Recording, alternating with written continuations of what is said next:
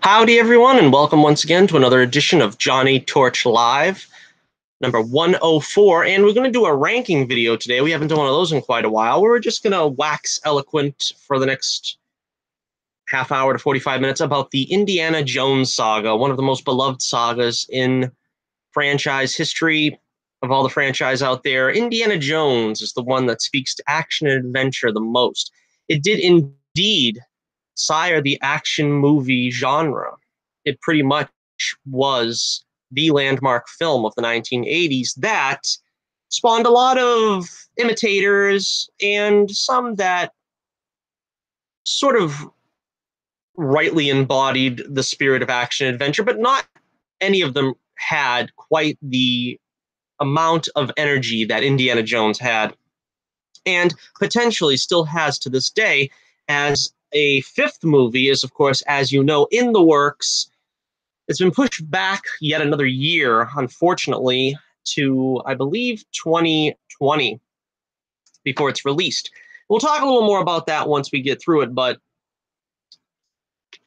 we are going to start off ranking the four films in order from the least to the greatest. I do have the chat room open. If you're watching this live, let me know what you think, what order you would put these films in. I think most people have them in almost the same order. It's different for me with most other films. Most of the films, like, for instance, Star Wars, a lot of people will say Empire, I'll say Jedi. There's some contention in other films, too. I think pretty much everybody agrees Wrath of Khan was best for Star Trek.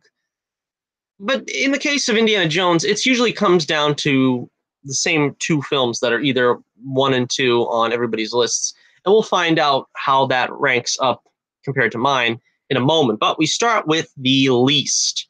Number 4 on the list of Indiana Jones films, and we'll get into this one in detail.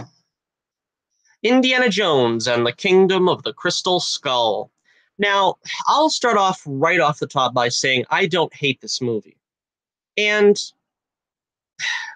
to be honest, when this film came out, it was heralded as a positive film, a popular film. The critics gave it a good rating on Rotten Tomatoes, which I probably should have looked up now, but I know that it came out to some fanfare that the old indie magic was back.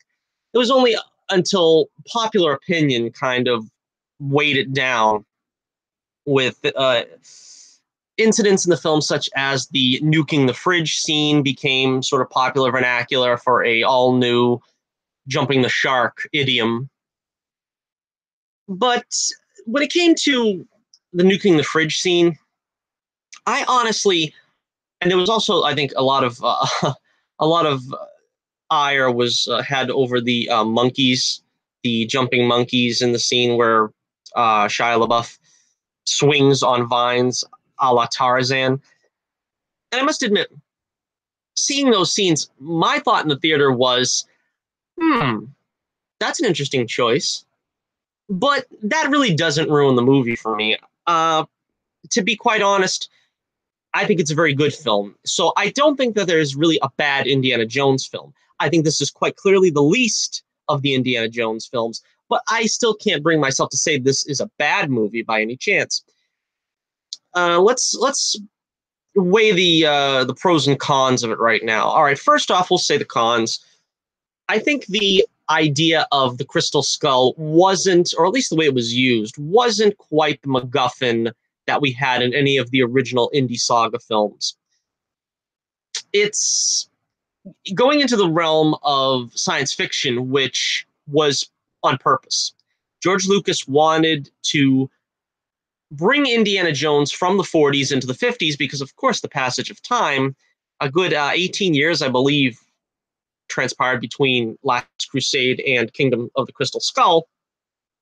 And to account for that time, of course, a full, I think probably about 15 years passed since in universe, since we'd seen Indy last. The problem with the Crystal Skull is it is a very difficult MacGuffin to crack. Much of the film is bogged down in the middle portion with sort of a analytical concept where we learn about the history of the skulls, the history of the conquistadors, and what they did to go through their quest and finding the crystal skulls, bringing it back to Akator. All of this was not as cut and dried as the original indie films. The original indie films was, let's go find this very important artifact before it falls into the wrong hands, or in the case of Temple of Doom, it already had fallen into the wrong hands. Let's get it back and foil the bad guys. In this case, it was a little different, a little difficult to, empathize with this object because nobody really knew what its power was. One could argue that's the same case in Temple of Doom. It was a very esoteric MacGuffin used there, but you also had the benefit of the children being freed of slavery and this and that, and saving a village from the oppression. In this case, there was no real stakes other than let's get the skull before the Russians do. What do we want it for? We don't know. What do the Russians want it for? Apparently, there's some kind of mind control power that it has, which they have the skull pretty much early on in the film, and we don't really see any benefit from whatever powers it had over the people who looked into its eyes. Indiana Jones basically just has some kind of a seizure, and John Hurt's character ends up, losing his marbles for an indiscriminate amount of time. So I think that was probably the biggest flaw in the film, was that the MacGuffin wasn't that strong. And pushing it into a sci-fi genre, I really would never see myself seeing Indiana Jones seeing a spaceship. That's kind of it. It just didn't feel like it worked quite as well to me as it should have. But there were a lot of pros. For one thing, of course, Marion Ravenwood returning to the series from Raiders of the Lost Ark. She was the original indie girl. Of course, she was the best, let's be honest. And I think Spielberg always wanted her to be in the series as the leading lady. And I would have been happy with that too. But Lucas, I think, is the one who decided that, you see, in Lucas' mind, he always sold Indiana Jones as a sort of a 1930s James Bond. That's why Temple of Doom starts with him in the tuxedo. And these were all discarded concepts that Lucas had for Indiana Jones. And of course, the main trait of James Bond was that he had a different girl in every adventure. So that was the decision made to go with that style instead of sticking with one female character throughout. For good or bad, I don't know. But I'm glad that they did go back to Marion Ravenwood obviously at the end of the adventure. The Mutt Williams character, again, a lot of people are not fond of Shia LaBeouf. He had sort of a semi-comical character in Mutt Williams. I didn't find it a problem. I mean, when you think of the other indie films, Sala, Marcus, a lot of these characters were semi-comical. Willie Scott, it was sort of made to diffuse some of the tension of the scenes where, But I didn't have a problem with him. I think they did the long lost son subplot about as well as can be expected. I've never particularly been fond of that trope where when you come back to the hero who's now old, they of course use this in Wrath of Khan, and he really has nothing to show for his life. But then, of course, a long lost son comes into the mix to sort of bring him back to the adventure he had back in his prime. This was handled about as well as could be expected. I mean, it's kind of a tired trope, but I feel if you're going to use that trope, they did it as well as they could. The character of Irina Spalko is the villain in this film, or the main villainess. And again, I liked the villains in the film. I thought, of course, Cate Blanchett, of course, very accomplished actor. She really brought some zest to this role. And the main flunky, of course, that's one of the things I loved about Crystal Skull, is that it did have all of the indie staples from the previous films. I remember Steven Spielberg in the behind-the-scenes documentaries on the DVD saying that he wanted Crystal Skull be a blood relative to the original trilogy. And I feel that's basically what it is. It feels like there's a passage of time. This might be a cousin, but it's still a relative in the family of Indiana Jones. You have Indy getting a beat down by a guy twice his strength, twice his power. You get the creepy big ants, which is, always got to be a creepy crawly in an Indiana Jones film. You've got some comedy that works, some that doesn't, but there's still the attempts at some humor. The vehicle chase in the jungle is very impressive. Probably not better than the other films, but again, an attempt was made and it was impressive. Bringing Marion back, of course, like I said, is sort of a homage to Raiders. We have the unsavory character of Mac, which was, again, sort of another one of those, kind of throwbacks to sort of the, the war years, so to speak. And they don't forget the Young Indiana Jones Chronicles in this either, where Indy mentions his meeting Pancho Villa. It does feel like a nice way of trying to wrap up the entire Indiana Jones character in one movie. It's sort of like how I would kind of expect the final movie of the Star Wars saga, Episode 9. It should like encapsulate all of the prequels as well as the original trilogy. I kind of feel like that's what they were trying to do a little bit with this here. Nice tributes to Denham Elliott's Marcus Brody, and of course the great Sean Connery as Henry Jones Sr. Again, I don't really see how this was this major disaster. As I said, I think where the film was at its weakest, was at the points where we had like too many pointer scenes during this whole adventure. That's what also makes it different from the other Indy films. In Raiders, you have the pointer scene with the blackboard in front of the government bureaucrats.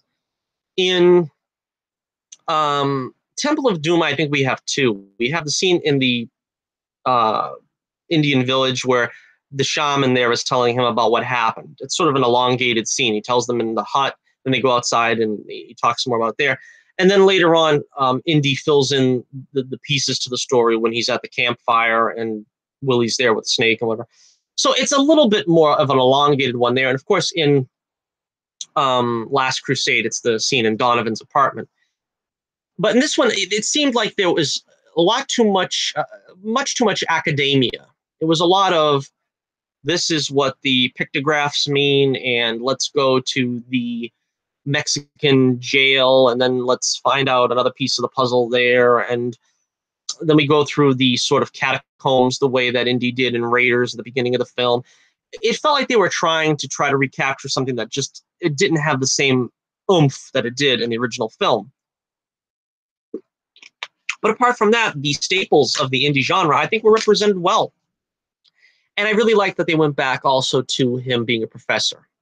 That was something that I've always liked a lot in the Indiana Jones franchise, that it kind of goes by the wayside. The film starts usually with him in college being a teacher, and then he gets pulled away on an adventure. But in this film, you really get to see more of that everyday life of Indy, I think. You get to see that he is, in fact, a teacher. That's brought up several times in the movie, that he's not just the adventurer and the rough and tumble guy. He's also a professor that, has been at it for quite a while when we see him in Crystal Skull.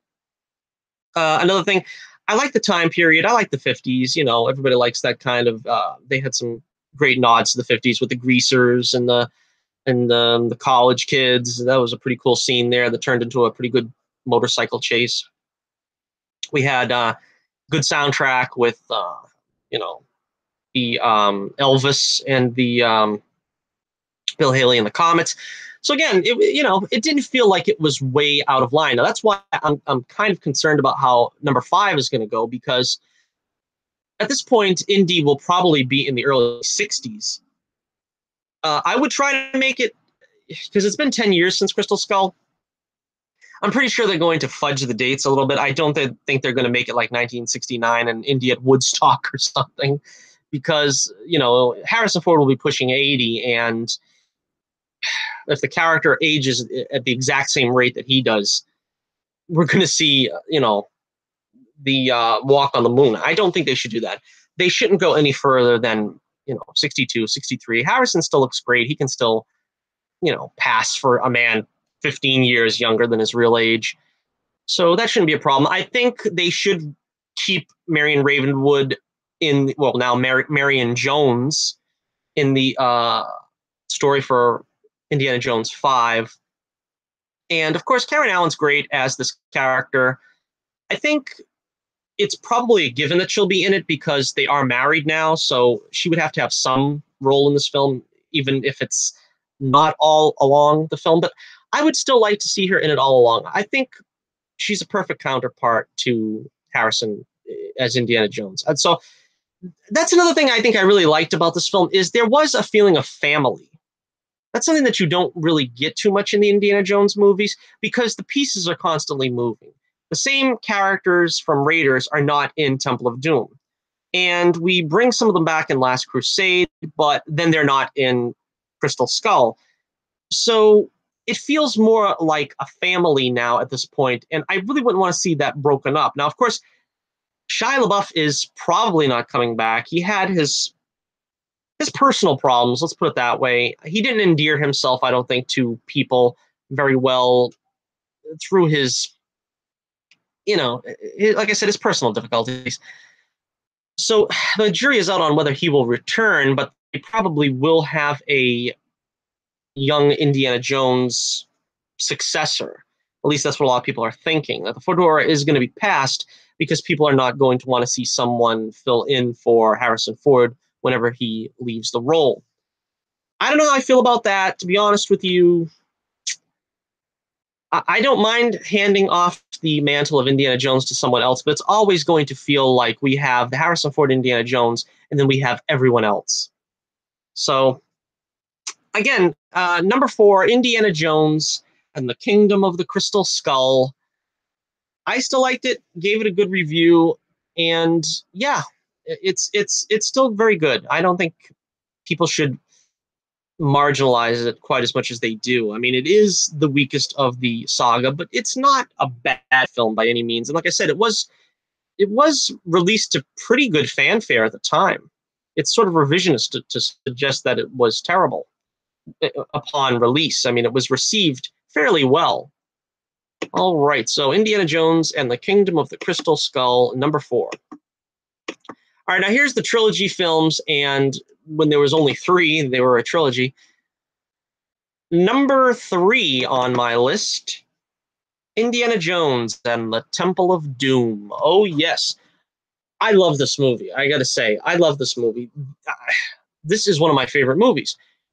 The reason why I think it goes down a little bit on the list under Raiders and Last Crusade is it doesn't feel like quite the same adventure as Indiana Jones is known to be on. And I think that kind of takes you out of it a little bit.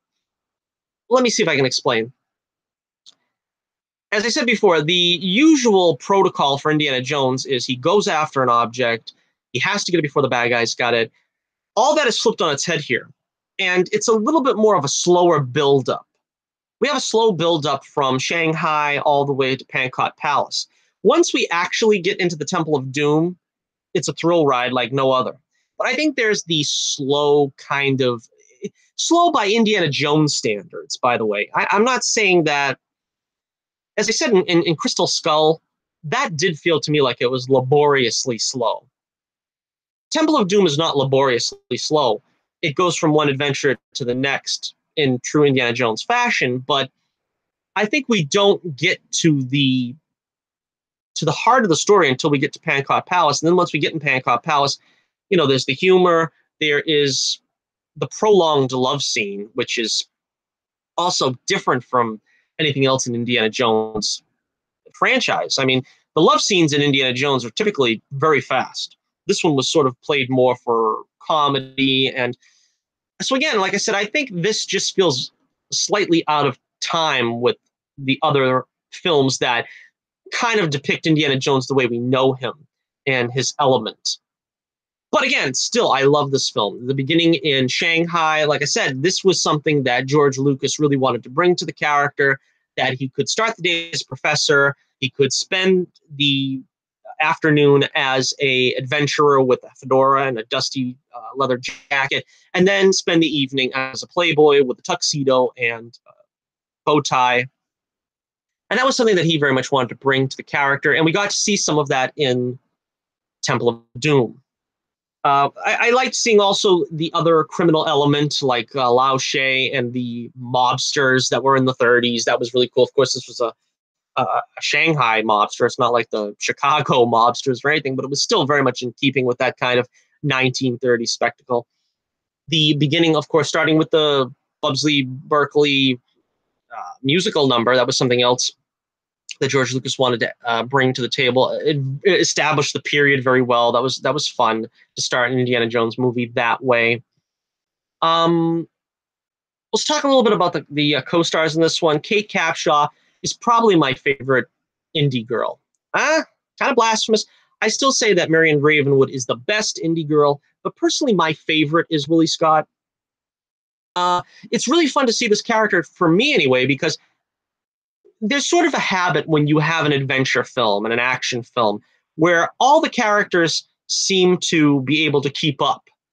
But Willie Scott couldn't keep up. She was not in her element. And it was fun to actually see that being depicted quite naturally. I mean, if you take someone who's a singer and does nightclub shows in, expensive attire and this and that, they're not going to necessarily want to jump on an elephant and trek through the jungle. They're not going to feel comfortable in that element. And I think that was treated very well here. And the fact that, of course, she was a woman is what kind of the feminists reacted harshly to. But put anybody in the situation Willie was in that was, not used to this kind of adventure and was, socialite or whatever, you would be in that same kind of position she was in, and just just being miserable the entire time.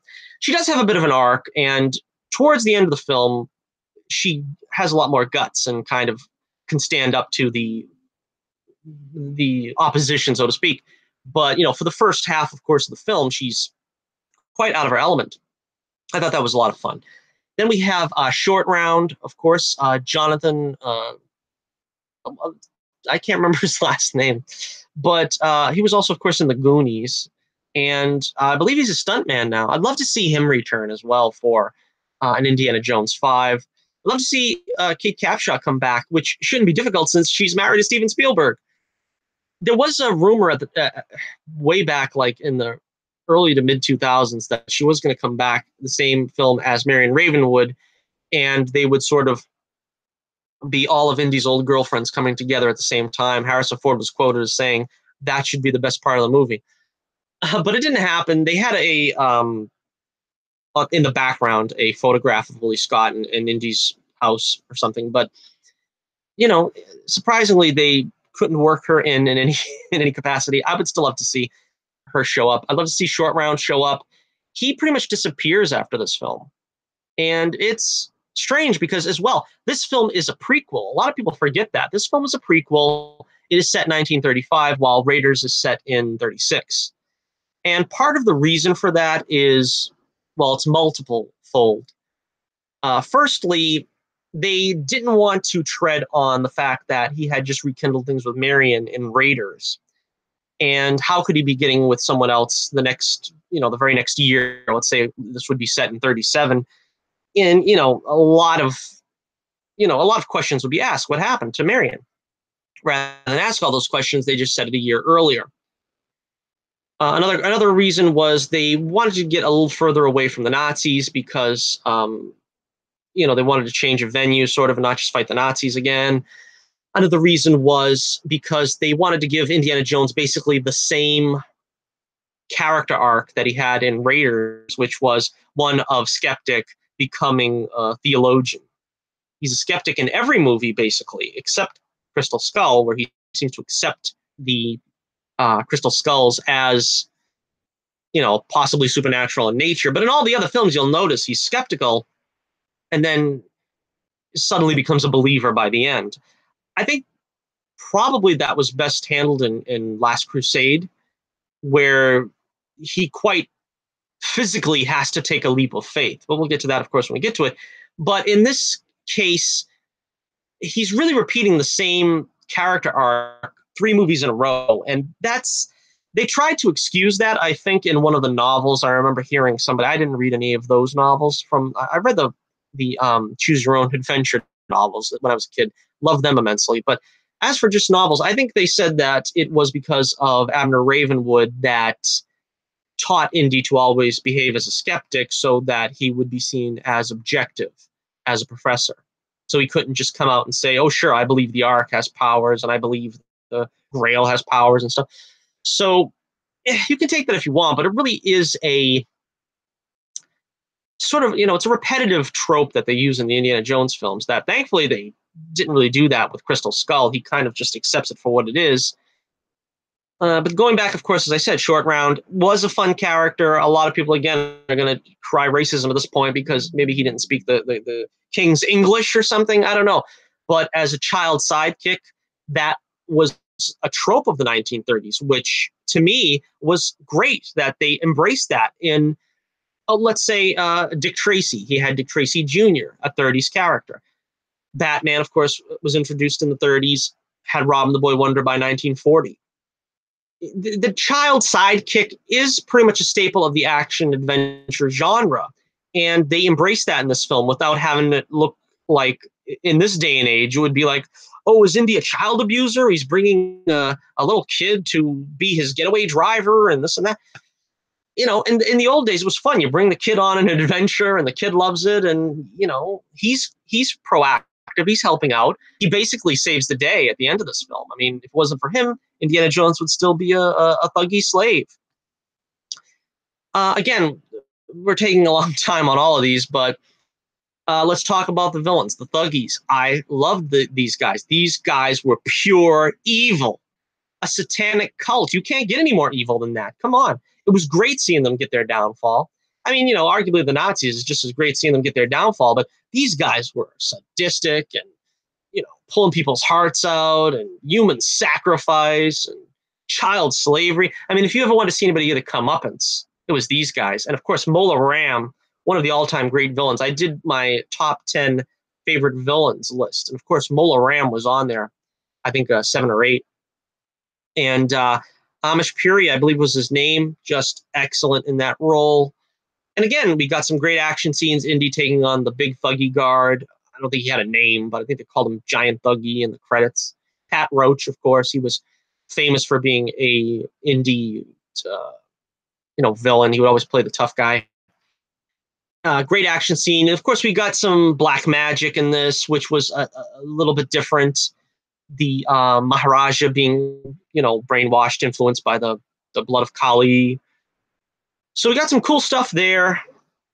Of course, like I said, the humor was always in it. The indie humor, the trademark humor was in this as well. We had the banquet, which of course was disgusting, and that all had its place in the film. It was a lot of fun. And again, we saw a different side of Indy where he was, he starts the film acting as if he's in it for fortune and glory, which again was another reason that, like I said, they had to make this a prequel, because he already got his fortune in Raiders, apparently, when he got paid very well for finding the Ark for the government. And then, of course, the real reason he's doing what he's doing is he has to save those kids from the mine slavery. And of course, that's got to be another thing. A lot of people complain it's a dark movie. It's a very dark movie. I mean, you got child slavery. We see children getting whipped. And I, as a kid, I as a kid, was the most sensitive soul on the planet. But this film never bothered me in that respect, because the ending is just so beautiful. When you see all those kids running back to their parents and stuff, that is just a great ending, man. I mean, Heart of Stone would bloom with that. That's just such a beautiful scene. And, Indiana Jones is the one that does it all. He takes on basically a whole cult practically single-handedly. I mean, he gets some aid here with his 2 compatriots, and also the bridge scene. That's one of the greatest scenes. The bridge scene. Prepare to meet Kali in hell. That's gonna be one of my all-time favorite quotes in film history. And You know, the Shankara stones, like I said, is a little esoteric. It's a little inside baseball. I don't think any of us really understood what that was, what it was for. But it was sort of much more of a MacGuffin than any other object in the Indiana Jones franchise, because, like I said, the real story was basically helping those villagers and saving the kids and this and that. That was just sort of it was the MacGuffin. It was the object that had to unite the hero in the quest and get them, motivated. So yeah, yet again, great film, one of my favorites of all time. There's a Dan Aykroyd cameo. That was cool. I remember as a kid, you could tell his voice a mile away. I'm going, that's Ray, right? That's Ray from Ghostbusters. You did, because you never get a close up on him, but that was pretty cool. And then you get some action set pieces as well. The mine cars, the river raft from the airplane. Those were both scenes that were originally going to be in Raiders, but of course they were cut out because there was just too much to put in the movie. All right, so there we have it. That is Indiana Jones and the Temple of Doom, number 3 on the ranking of the Indiana Jones films. Now, this is where the rubber meets the road. Which one do you think is better, Raiders or Last Crusade? I am going to say number 2 on the list is Last Crusade. Indiana Jones and the Last Crusade, number 2. This one, I think, had the best MacGuffin. The Cup of Christ, the Holy Grail. That is, I think, the greatest questing object of all. I mean, like, you think of the Arthur legend that gets brought up, of course, in the film. And the great quests were always after the Holy Grail. So to see Indiana Jones take that up, that's quite a thing as well. I think Steven Spielberg was resistant to that idea, because what can you do with the Holy Grail? And it's true, it's somewhat problematic when you think, why do the Nazis want it? From what the little explanation we get from them, or from Donovan, I guess, is that the Nazis, I guess, think they can all drink from it and continue to drink from it, and then their soldiers will never die, and they'll be able to sweep across the earth and take over. But the rule is that it can't leave the temple. Now, I was always curious about this when I was a kid. It's like, what makes that a rule? Who put the magic spell on this that it can't leave the temple without the temple blowing up? And I don't know. It was cool. I have to say, this film I thought was the most challenging for reasons like that. In this day and age, like I said, I don't know how much this film would fly, because a lot of people are always nitpicking, like I said, like Crystal Skull, where they'll nitpick the nuke the fridge and this and that. But you got to remember, in this film, there was much more humor applied to Indiana Jones than ever before. I mean, you literally have Indiana Jones doing a Mel Brooks impersonation as a Scottish lord in the middle of the film. And even as a kid, being like 10, 11 years old, I think, when I seen this in the theater, I was like, well, this is a different side of Indiana Jones. This is not quite the way I remember him from Temple and Raiders. But surprisingly, a lot of people embraced this type of Indy wholeheartedly. I mean, of course, it doesn't just stop there. Pretty much from the rest of the movie on, when he's dealing with his father, of course, the great Sean Connery, it's a lot of dad humor. Dad, do this, dad, do that, dad, what are you doing? It's a different type of Indiana Jones. And I think that's the only reason why this gets put down a notch on my list, because it's not bad by any means, the performance Ford gives. It's just, he's in a different spectrum. And I understand that, because an actor doesn't want to play the exact same role, the exact same time, every single time. And it's cool the way they manage to elicit a different performance from Harrison Ford and Indiana Jones in every film. But like I said, I think the de facto version of Indy is Raiders Indy. And, that's the reason why I think I put Raiders a little bit above Last Crusade. But again, here we go. Let's take a look at this. Sean Connery, just a perfect performance as Henry Jones Sr. He was everything that you would expect Indiana Jones' father to be. He was intelligent, had some of the kind of, ladies' man attributes that you would expect he would have when he was a younger man, the way Harrison Ford did. You have, his quest as well. He's single-minded in his determination, the way that Indiana Jones is. And you see a lot of that in there. I mean, he made a believable father for Indiana Jones. The indie girl in this one, Elsa Schneider, the lovely Adrian Duty, Allison Duty, excuse me, did I say Adrian? I don't know. I'm thinking of Rocky. I'm going to do a Rocky one of these ranking films pretty soon, too, once Creed 2 comes out. Anyway, Allison Duty, of course, she was great. I liked it that they made her a femme fatale. Up to that point, we had never had a female indie villain. Of course, later on, we had Spalko, who was a pure villain. In Elsa's case, she wasn't a pure villain. They tried at least to make us understand that she wasn't a Nazi. She didn't really believe in the Nazi agenda, but she thought she was smarter than the Nazis, and she thought that she could get the Grail for herself. So she was an interesting character. She wasn't just a complete, quote unquote, mustache twirling villain. But she did really good in this part. Like I said, a different type of role. The romance didn't last very long, and it was mostly Indy and his father in this film. We had Donovan, who, he really was pretty good at this in this role.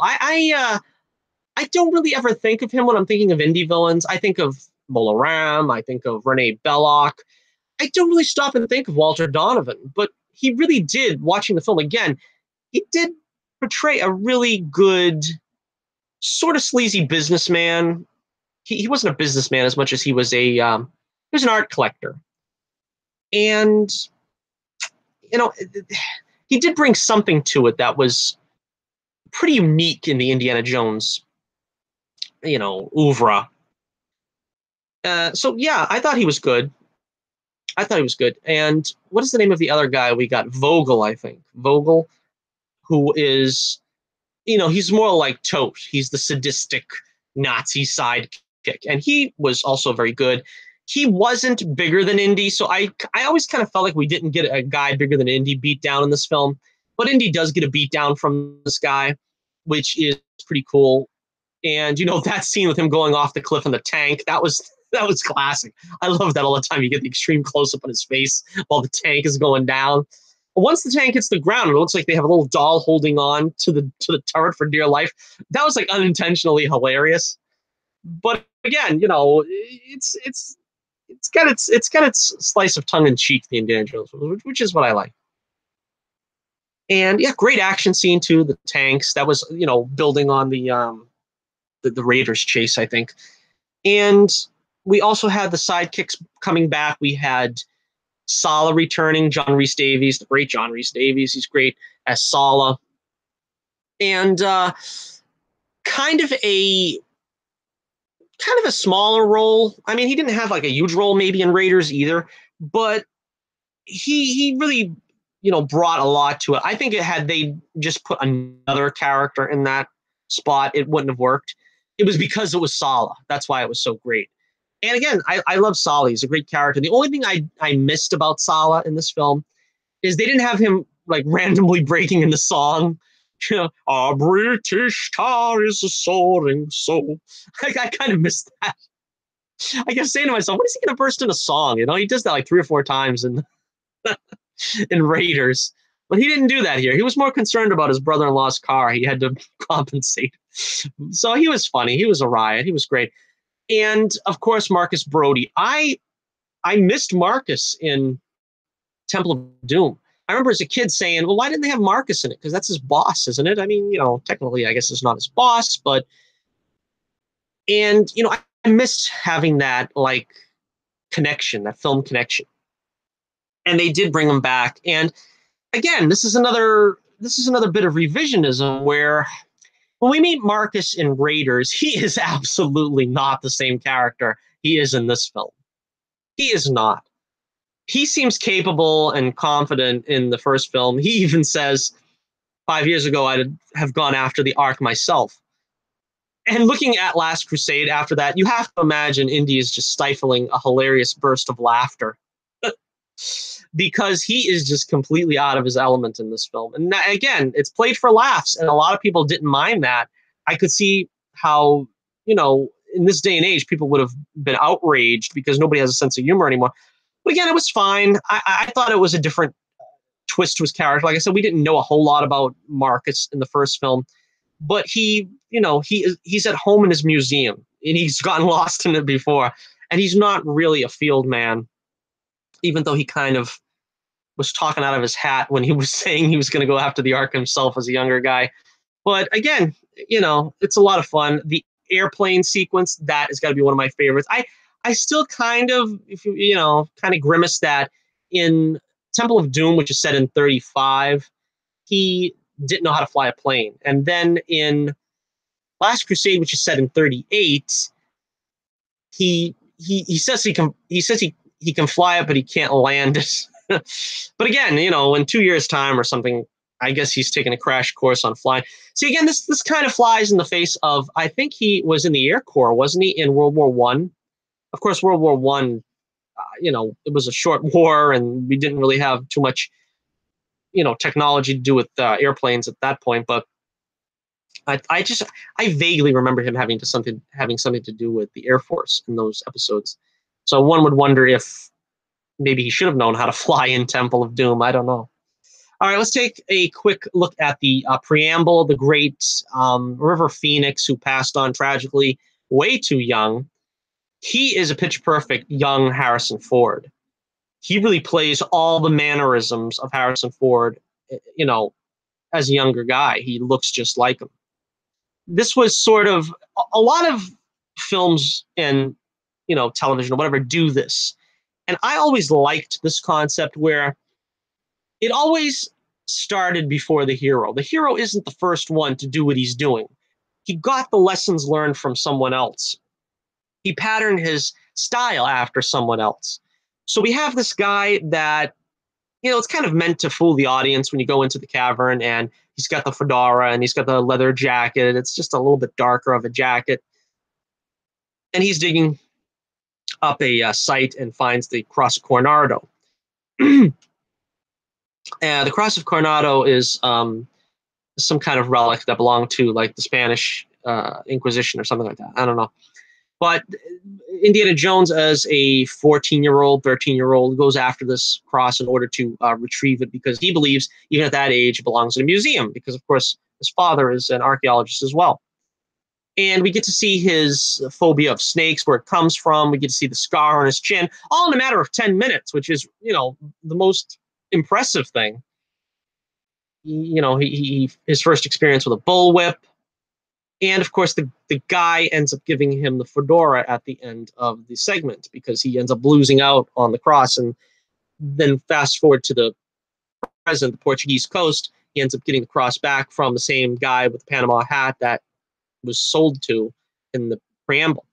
But I like that idea that it comes from somewhere. Indiana Jones didn't just pattern this look himself, but patterned it after someone else, and kind of wanted to be the spiritual successor of whoever that nameless guy was, the man with no name. It's pretty cool, because he's not really taking that guy's character, but he took that no-name guy and made it a character of his own. And again, another thing, we learn his name is Henry Jones in this film. That was one of the classic things, like in Star Wars, where you don't see Darth Vader's face until the end of Return of the Jedi. And of course, they wait till the last movie to tell us what Indiana Jones' real name is. His mama didn't name him Indiana. Of course, the name Indiana comes from Lucas' dog, had an Alaskan Malamute, I believe, that was named Indiana. And she was the inspiration for Chewbacca, as well as the name of Indiana Jones. Of course, I think it was originally going to be Indiana Smith, but Spielberg, I think, said Jones sounded better, and they stuck with Jones. Of course, like I said, the quest for the Grail was one of the most exciting highlights. The 3 challenges, that was a lot of fun, where you had to get the diary in order to try to figure out what these challenges were. The penitent man kneels before God, proceed in the footsteps of the word of God. These are really interesting. I liked the penitent man kneels, although he had to kneel and tumble. I don't know. that was kind of strange that if he didn't know to tumble after the kneel, that wouldn't have done him no good. Also, it was interesting I never really could get the word of God one, where you step on the wrong brick and you're going to go right through and fall to your death. But you mean to tell me nobody else has ever tried that?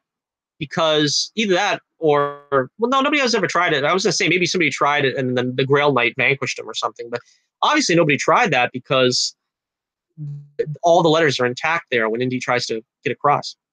And then, of course, we have the Grail Knight, which was another interesting thing that, I totally didn't expect as a kid. I was like, well, he's just going to find it. He's not going to find somebody there. But the guy was actually there, having drunk from the Grail for all those hundreds of years. Of course, like I said, the leap of faith, that really cemented to me it was great. The Christianity was respected so well in that scene, where Henry gets shot, and the only way to save him is the cup of Christ if he drinks from it. And Indy has to have the leap of faith. And it's not even a leap of, I think I can, I think I can. He basically believes. As Henry says, in sort of an esoteric way, Indy hears him say, you must believe. You must. And he makes the decision in his mind that he believes. And he steps out on the platform. It's just a beautiful scene. And he has to have that same faith when he takes up the Grail in the final challenge, basically, which is Donovan goes after, of course, a beautifully jeweled Grail. And we all know Jesus didn't surround himself with ornate jewelry and riches. He came in the guise of a slave, as it says in the Bible. And of course, it wouldn't be a highly ornate cup. It would be a simple carpenter's cup. Indiana Jones knows this. Some question whether Elsa knew or not. I don't know. That is kind of interesting, because she seems kind of nonplussed when he starts deteriorating. Again, another great scene of the villain, basically getting his just desserts. Yeah, like I said, I mean, we kind of already went over it, where the temple is destroyed, or whatever you want to call that big cavern there, and the Grail is lost. And it wasn't really about the Grail. It was like, it was the bond between Indy and his dad that was restored. That's what they brought home from this. That was the Grail. That's really beautiful too. Because again, the problem is always, what are they going to do with these artifacts once they take them, back to the States? They had that problem with Raiders, But again, great film, great movie, lots of humor. One of my favorite funny parts. I'll have to say this before we leave. I spent a lot of time on this one too, but the scene in the tunnel, you know what I'm talking about, when the plane crashes through the tunnel and the guy is looking at the car while they're driving, and he's like passing right by them, and it blows up, and they come out of the tunnel, and the coup de grace is, Henry says, he says, they don't come any closer than that. And then they drop a mega bomb right in front of the car, and they land in a ditch. Oh, that cracks me up every time. That is probably the most funny scene in an Indiana Jones film. That just back-to-back two-punch. That's hilarious. All right, so number 2, Indiana Jones and the Last Crusade. And yeah, as probably everybody else did, I thought that was it. When we were seeing this as a kid, it came out 88, 89, I think. And they ride off in the sunset, and we were like, the name of the film is Last Crusade. They're riding off into the sunset. Indy's found his dad. There really isn't much else for him to do. He found the Ark of the Covenant, the Holy Grail. What else is there left for him to do? And for, like I said, nearly 20 years, he lay dormant as a character. But he was brought back finally in Kingdom of the Crystal Skull. And of course, the number 1 on the Indiana Jones Saga ranking is Indiana Jones and the Raiders of the Lost Ark. Of course, it was originally just titled Raiders of the Lost Ark. It's funny because I actually feel I like it better calling it Indiana Jones and the Raiders of the Lost Ark. It doesn't fit as well just saying, because I think the original idea was that they were going to be called the Raiders films, and originally it was going to be called Raiders of the Temple of Death. and they didn't kind of roll off the tongue very good. So they changed it to the title character's name, Indiana Jones and the Temple of Death. And then they kind of figured, well, let's soften it up a little bit because that sounds kind of harsh. So they went with Indiana Jones, the Temple of Doom. But originally, yeah, they were going to be the Raiders pictures. And yeah, what can I say about this one? This is the one that started it all. I mean, this is just like I said, every action adventure film or character owes something to this film, to Indiana Jones himself. It's a great beginning with him starting off in Peru, I think it is, and they find the idol, and a great supporting role there by Alfred Molina as Cepito, I think his name is, and he was just a riot in that role too, because he was like, you kind of didn't trust him, but you just didn't know when he was going to go off. He just he just didn't seem trustworthy to me the first time I seen the film. I don't know if anybody else had that idea. I was like, yeah, I ain't gonna trust this guy. This guy's like up to something. And then yeah, and then he tries to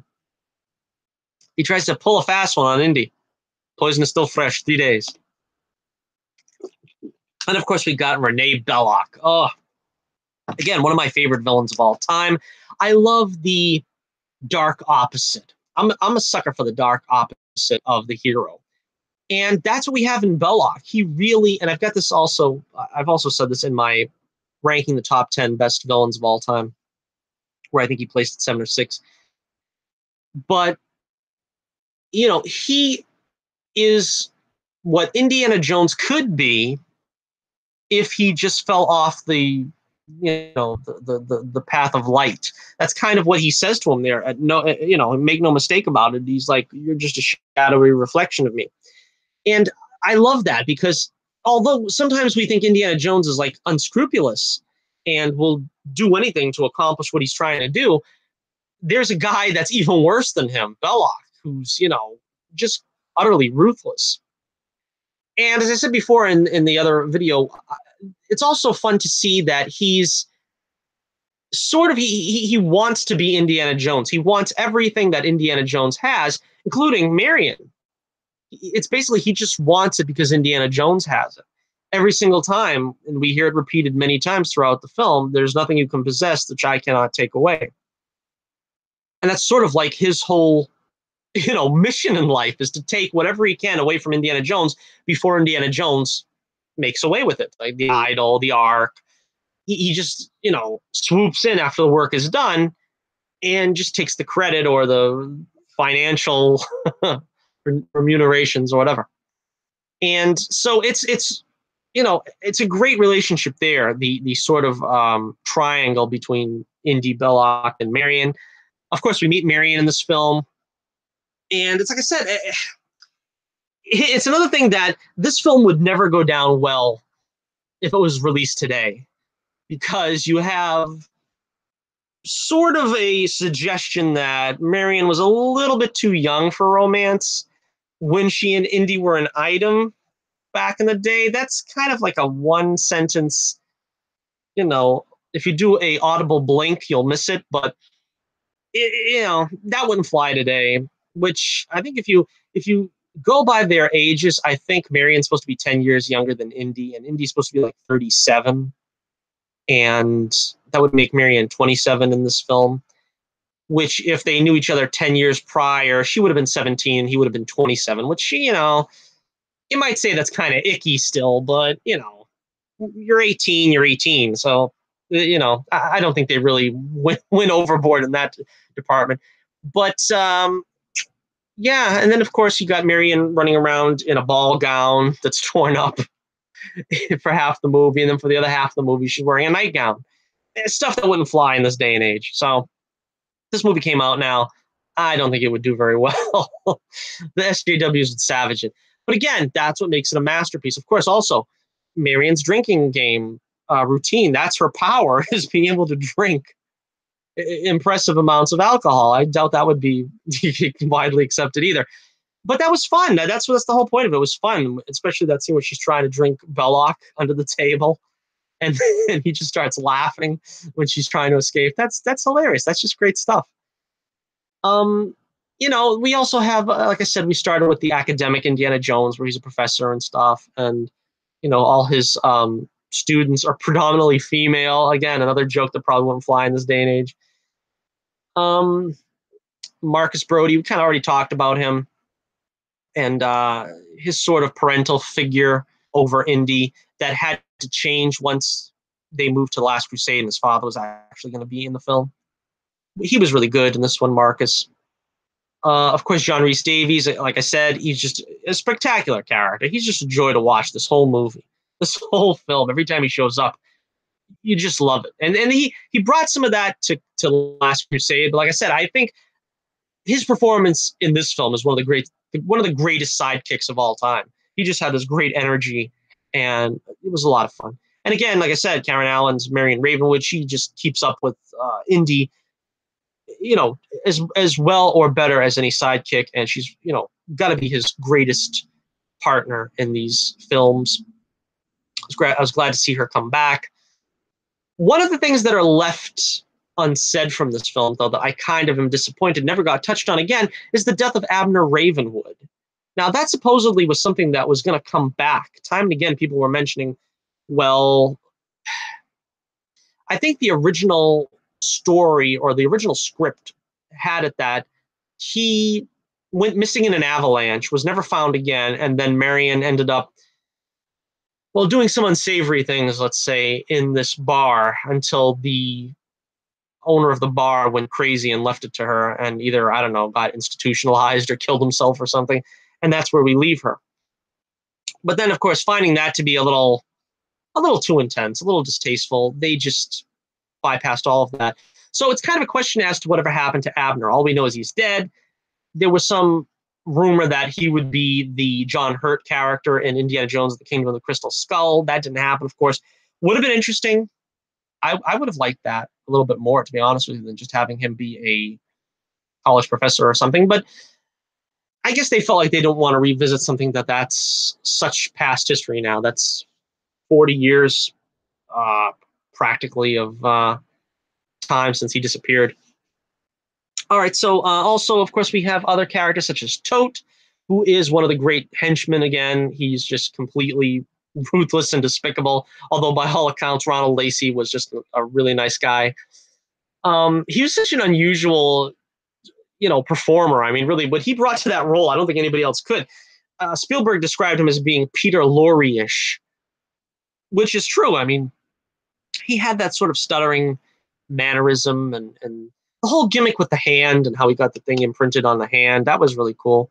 That gunshot, that gunfight scene in the bar. Oh, one of my favorite set pieces of all time in cinema.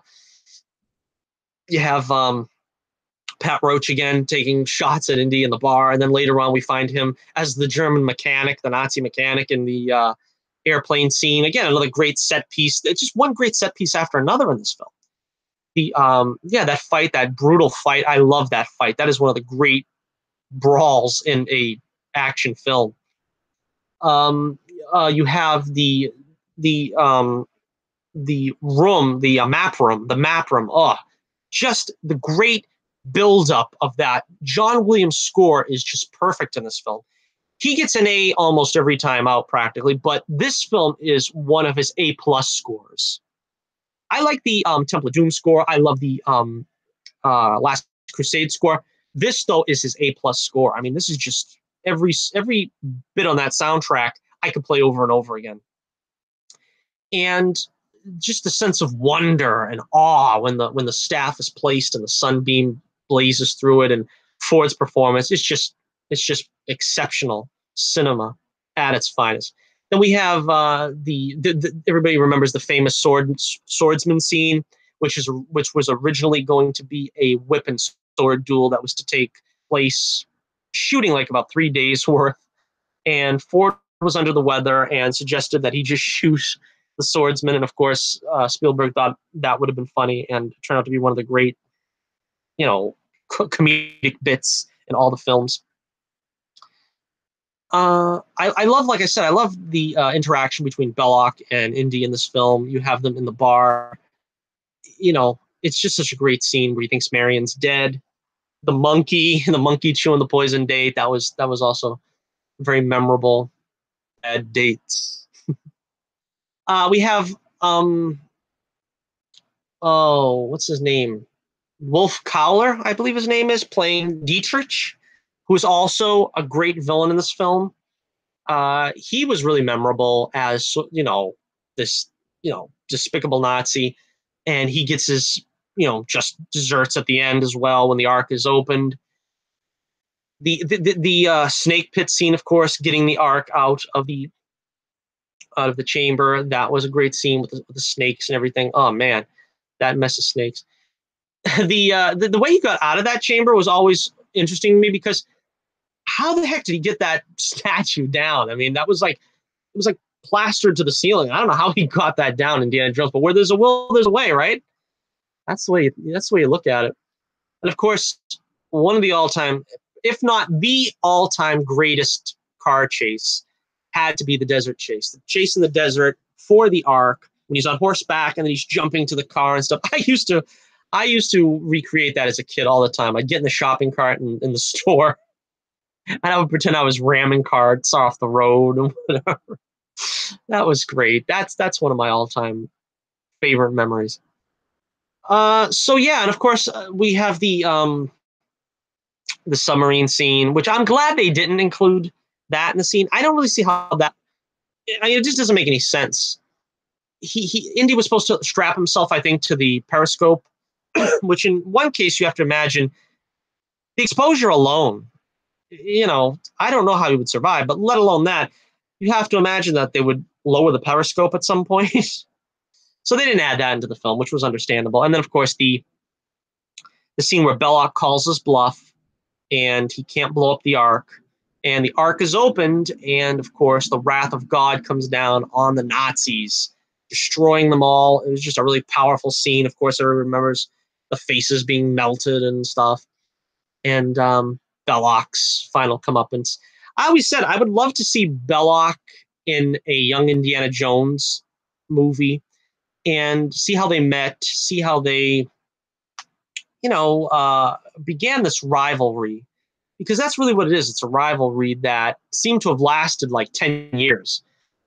And, it's something that they obviously couldn't go back to, because they would have to do a prequel to do it, because Belloc gets killed.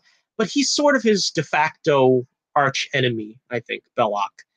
And again, Paul Freeman, I believe is his name, just fantastic performance. And he kind of unfortunately never got his due again in Hollywood. I mean, he's done a few things. He's done Ivan Ooze and some things like that. That's not to belittle that performance, but I'm just saying there really isn't too much else that he's done in American cinema, and I kind of feel badly about that. I wish he would have gotten another big role. But yeah, so that about wraps it up. Number one on the list: Indiana Jones and the Raiders of the Lost Ark. The Ark of the Covenant. Of course, it goes into the storehouse there, and we don't see it again until the Kingdom of the Crystal Skull. So it's still out there somewhere, alive and kicking, I guess. It's in the Area 51, where nobody goes because it's all secret goodies. All right, so let me know what you think in the comments below. What do you think about my list? What are your favorite Indiana Jones films? List them. Tell me why you like them, what order you like them in, which ones you don't like, if you don't like some of them. Let me know in the comments below, and I will probably read those comments on the next Torch News Roundup. Until next we meet, this is Johnny Torch reminding you once again, keep the flame burning brightly, and I'll be with you again real soon.